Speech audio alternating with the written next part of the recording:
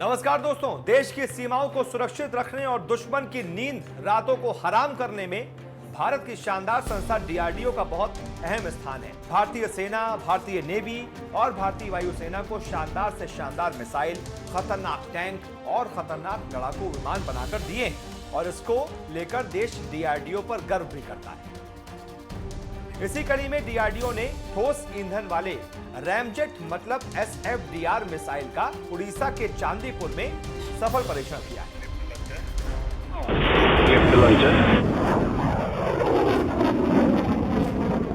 DRDO ने इस खुशी को एक बयान जारी कर साझा किया है। बयान में डीआरडीओ ने कहा है, बूस्टर, मोटर और नोजल लैस मोटर समेत सभी उप प्रणालियों ने उम्मीद के अनुरूप प्रदर्शन किया।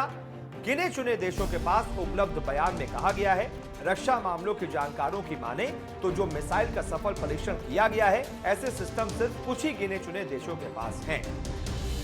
तो आप साफ समझ सकते हैं कि डीआरडीओ ने भारत को क्या दिया। रक्षा मामलों के विशेषज्ञ कहते हैं कि यह मिसाइल भारत की सरफेस टू एयर और एयर टू एयर दोनों ही मिसाइलों को बेहतर प्रदर्शन करने और उनकी स्ट्राइक रेंज को बढ़ाने में मदद करेगा।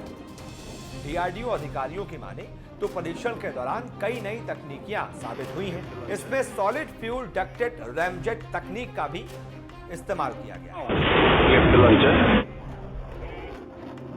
एसएफडीआर तकनीक के सफल प्रदर्शन ने डीआरडीओ को एक नई तकनीक और देश को बहुत बड़ा लाभ उपलब्ध कराया है, जिससे लंबी दूरी की हवा से हवा में मार करने वाली मिसाइलें विकसित करने में मदद मिलेगी। इस मैनेजमेंट को समझने वालों का कहना है कि रैमजेट वायु जेट इंजन का एक रूप होता है जो कंप्रेस के बिना आने वाली हवा को कंप्रेस करने के लिए वाहन की आगे की गति का उपयोग करता है।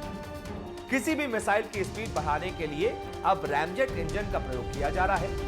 भारत की सबसे तेज मिसाइल ब्रह्मोस में भी यही इंजन लगा हुआ है। इसकी मदद से मिसाइल की स्पीड 3 गुना तक तेज हो जाती है। अगर किसी मिसाइल की क्षमता 100 किलोमीटर दूरी तक है तो उसे रैमजेट इंजन की मदद से 320 किलोमीटर तक किया जा सकता है। इस मिसाइल की मारक क्षमता 100 से 200 किलोमीटर है, तो आप समझ सकते हैं कि डीआरडीओ ने आखिरकार किया क्या है और क्यों पूरा देश खुशी से झूम उठा है।